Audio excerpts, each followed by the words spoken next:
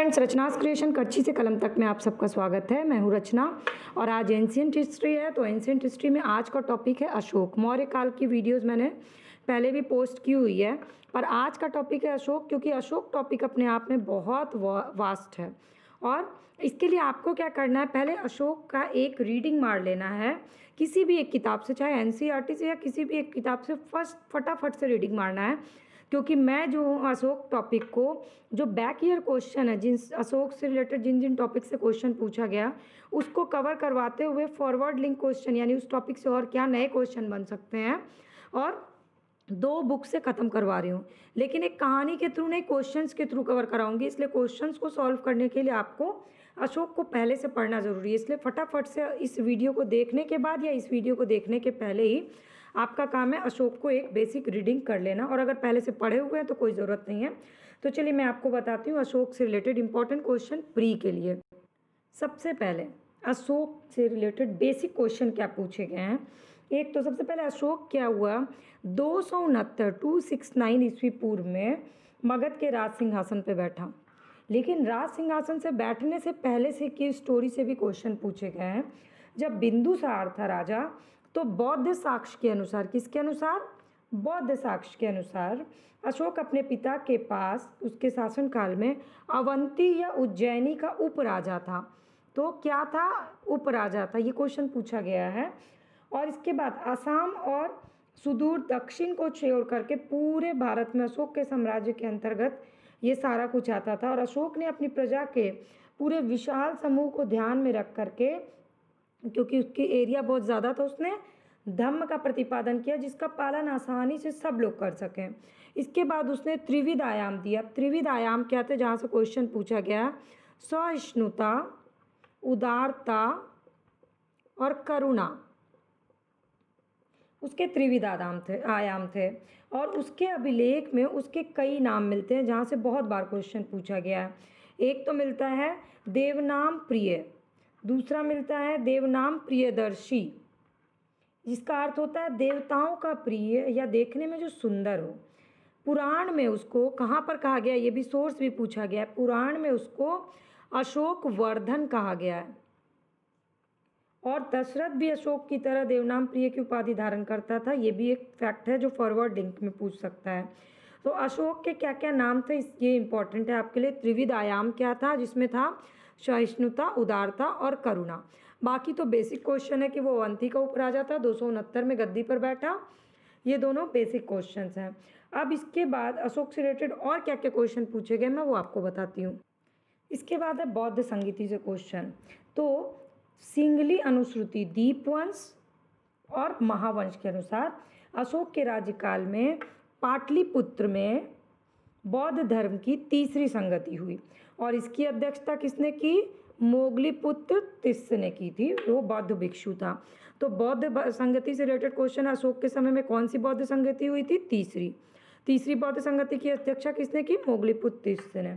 कहाँ पे हुई थी, पाटलिपुत्र में हुई थी। और फॉरवर्ड लिंक क्वेश्चन क्या है कि इसके बारे में जानकारी कहाँ से मिलती है, तो दीपवंश और महावंश से। ये है आपका फॉरवर्ड लिंक क्वेश्चन।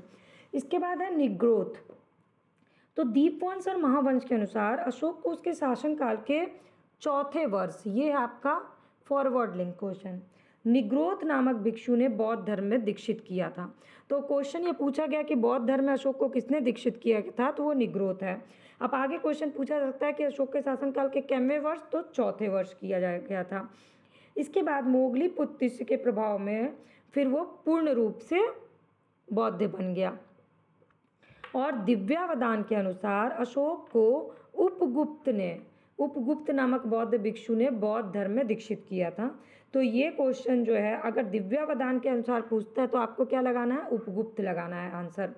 फिर मौर्य शासक में अशोक और कौन था जो बौद्ध धर्म का अनुयायी था, तो उसका पौत्र दशरथ जो था वो बौद्ध धर्म का अनुयायी था। ये क्वेश्चन आपके लिए इंपॉर्टेंट है। अशोक के अलावा कौन था मौर्य वंश में, तो दशरथ, जो कि उसका पौत्र था। अब चलिए आगे देखते हैं अशोक के प्रशासन से रिलेटेड इंपॉर्टेंट क्वेश्चन। अब रज्जुक, अशोक के अभिलेख में बार बार चर्चा मिलती है रज्जुक नामक अधिकारी का। अब ये रज्जुक क्या था, रज्जुक को बोलते थे आधुनिक जिलाधिकारी, जिसको बोलते हैं, ऐसी स्थिति थी। इसका काम था राजस्व और न्याय, राजस्व और न्याय दोनों क्षेत्र का अधिकार इसको प्राप्त था। और ये रज्जुक जो है वो बहुत इंपॉर्टेंट है प्री के लिए। इसके बाद अग्रोनोमोई क्या है? अग्रोनोमोई जिले के अधिकारी को कहा जाता है। तो ऑप्शन दिया जाता है, उसका आंसर होता है जिले का अधिकारी, ग्रामीण अधिकारी, जिला अधिकारी, राज्य अधिकारी। तो अग्रोनोमोई जो है वो जिले के अधिकारी को कहा जाता था। मौर्य काल में क्या होता था कि व्यापारिक काफिला या कारवां जो होता था उसको कहते थे सारथवा।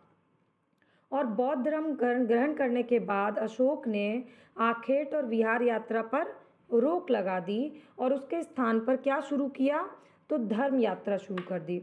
और सर्वप्रथम वो गया बोध गया की यात्रा पे, जहाँ से क्वेश्चन आ चुका है कि अशोक ने सबसे पहले धर्म यात्रा कहाँ से शुरू की? तो बोध गया से।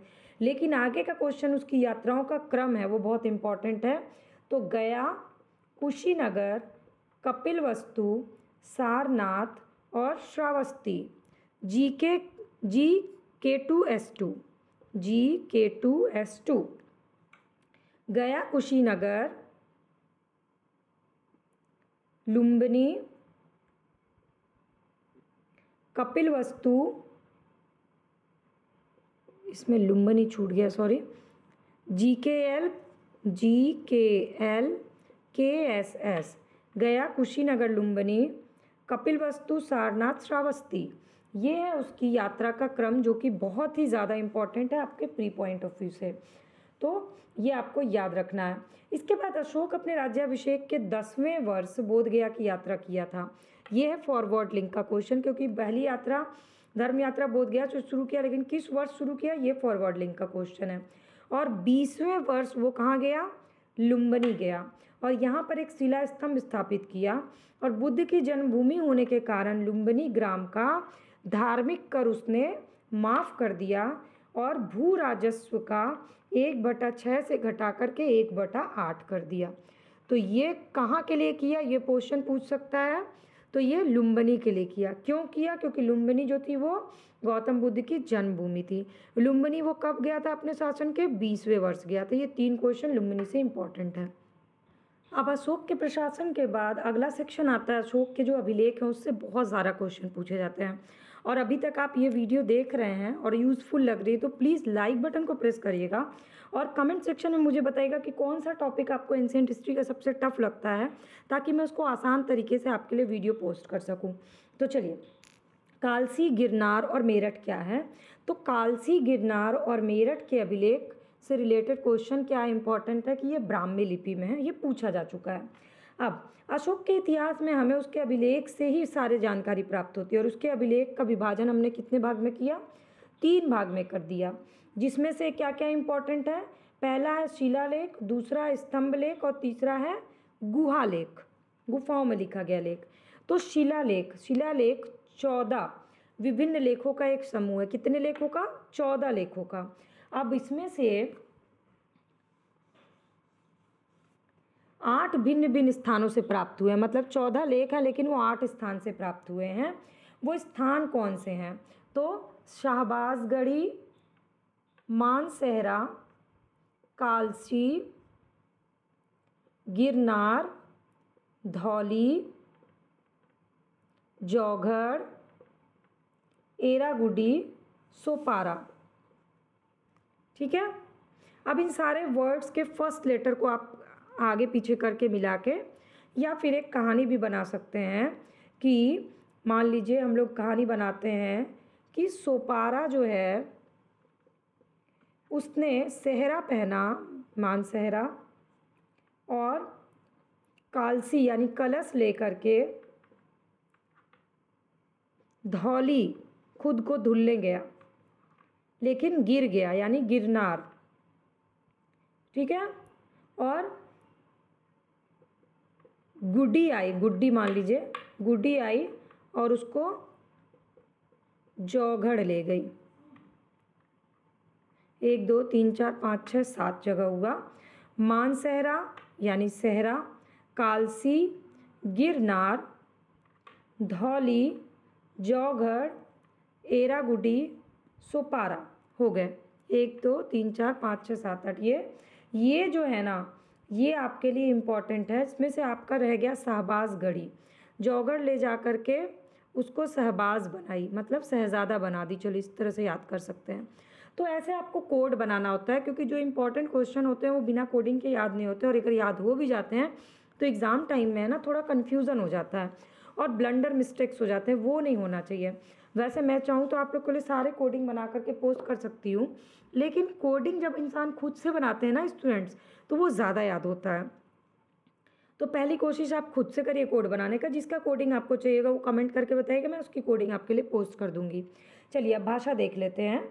तो अशोक के अधिकांश अभिलेख किसमें हैं?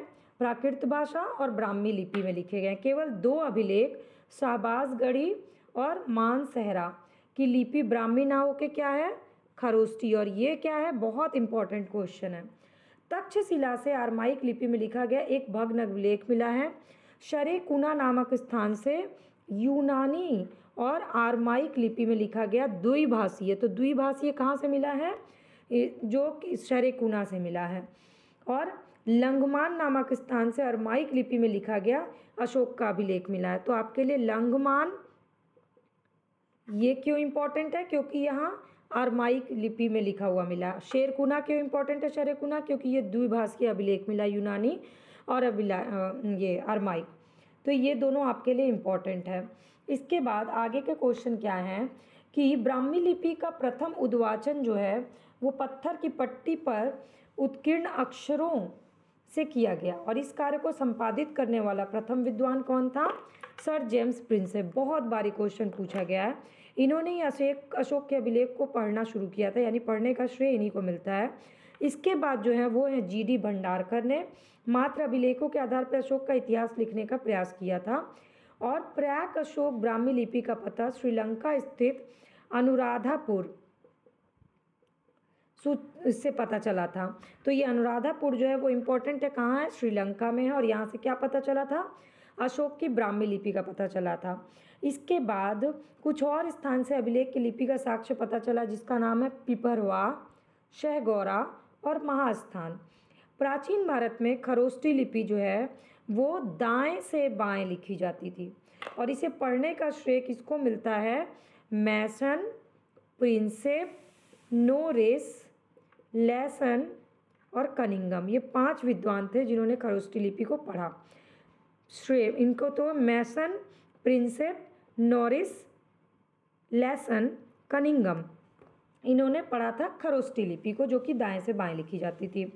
इसके बाद अशोक के नाम का उल्लेख करने वाला अभिलेख कौन सा है? तो गुर्जरा।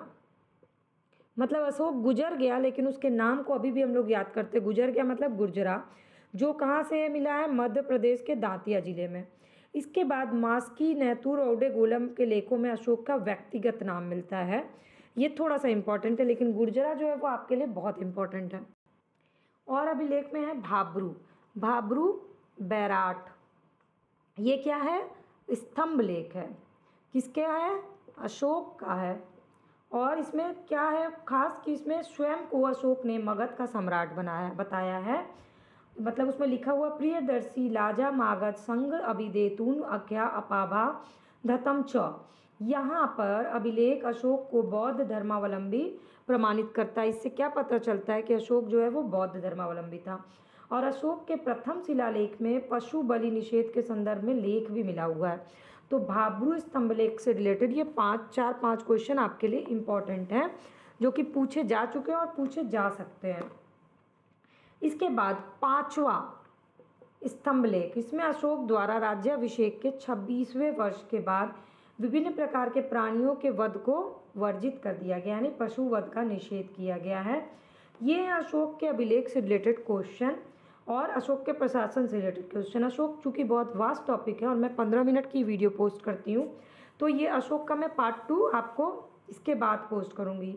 पार्ट 1 अशोक का आप पहले देख लीजिए, और मैं इससे रिलेटेड जो मैंने आज कराया उससे रिलेटेड बैक ईयर क्वेश्चन आपको फटाफट से बता देती हूँ।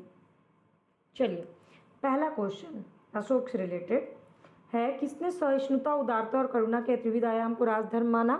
अशोक ने, मैंने बता दिया आपको, और इससे रिलेटेड फॉरवर्ड लिंक भी बता दिया। कौन सा क्षेत्र अशोक के साम्राज्य में सम्मिलित नहीं था? तो अशोक के साम्राज्य का सम्मिलित माना जाता है जब उसका अभिलेख जहाँ जहाँ से मिला, तो अफगानिस्तान से मिला है, बिहार से मिला है, कलिंग से मिला है। ऑप्शन में श्रीलंका दिया है तो श्रीलंका से नहीं मिला है। ठीक है, और इसका भी फॉरवर्ड लिंक क्वेश्चन मैंने आपको बताया है। फिर अशोक के अभिलेखों में किसमें दक्षिण भारतीय राज्यों का उल्लेख है, तो द्वितीय मुख्य शिलालेख में मिला हुआ है। 3 तरह के लेख हैं, शिलालेख, स्तंभलेख और गुहालेख। तो द्वितीय वृहत शिलालेख में चोल, पांड्य, सत्यपुत्र, केरल पुत्र आदि दक्षिण भारतीय राज्यों का उल्लेख है, जो कि बहुत इंपॉर्टेंट है। भारत का प्रथम अस्पताल का निर्माण किसने कराया था, तो अशोक ने कराया था। ये लोकहितवादी, इसीलिए लोकहित का कार्य इसने किया था। अशोक बौद्ध धर्म होते हुए भी हिंदू धर्म में आस्था नहीं छोड़ी। इसका प्रमाण कहाँ से मिलता है, क्योंकि उसने अपने आप को क्या कहा, देवनाम प्रिय की उपाधि धारण की। और ये कहाँ मिलता है, ये भी मैंने आपको बता दिया है। इसके बाद तृतीय बौद्ध संगति किसके समय में हुई, अशोक के समय में हुई। बौद्ध सभा किस नगर में आयोजित की गई अशोक के समय में, पाटलिपुत्र में आयोजित की गई, ये बता दिया आपको। रज्जुक कौन थे, मौर्य शासन में अधिकारी थे। सारथवा किसे कहा जाता था, व्यापारियों के काफिले को कहा जाता था। अब आप देखिए बैक क्वेश्चन देखिएगा तो आप सब सॉल्व कर लीजिए। इसके बाद सारनाथ स्तंभ का निर्माण किया था अशोक ने।